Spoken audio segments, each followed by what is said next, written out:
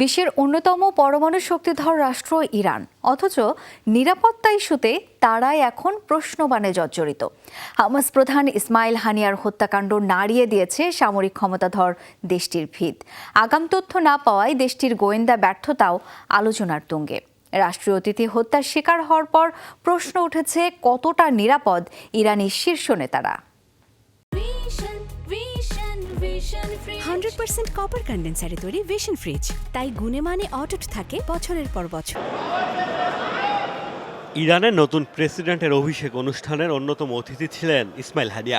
দেশটির পার্লামেন্টে হামাস প্রধান ছাড়াও হিজবুল্লাহ, ইসলামিক জিহাদ সহ মধ্যপ্রাচ্যের স্বাধীনতাকামী সংগঠনগুলোর শীর্ষ নেতারা জড়ো হন।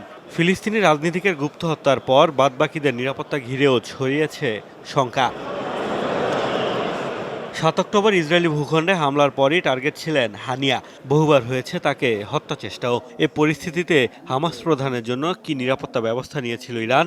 হামলার আগাম তথ্য না পাওয়ায় প্রশ্নবিদ্ধ এখন দেশটির গোয়েন্দা সংস্থাও। মধ্যপ্রাচ্যের অন্যতম পরাশক্তি ইরানের সাথে বরাবরই ইসরায়েলের সাপে নেউলে সম্পর্ক।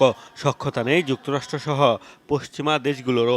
গত কয়েক দশকে নিজেদের সামরিক সক্ষমতা কয়েক গুণ বাড়ানোর দাবি করলেও হানিয়ার উপর হামলায় এখন প্রশ্নবিদ্ধ তেহরানের সেই সক্ষমতা।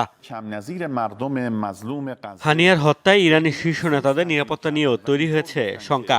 কারণ মঙ্গলবারই সর্বোচ্চ ধর্মীয় নেতা আয়াতুল্লাহ আলী খামেনি সহ দেশটির গুরুত্বপূর্ণ নেতাদের সাথে বৈঠক করেন তিনি।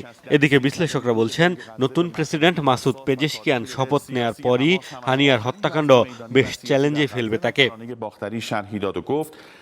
অতীতেও ইরানে ঢুকে শত্রুদের হামলার নজির রয়েছে। এমনকি দেশটিতে কিলিং মিশন চালিয়েছে ইসরায়েলও। গত এক দশকে ইরানের কমপক্ষে ৫ জন পরমাণু বিজ্ঞানী গুপ্ত হত্যার শিকার হয়েছেন।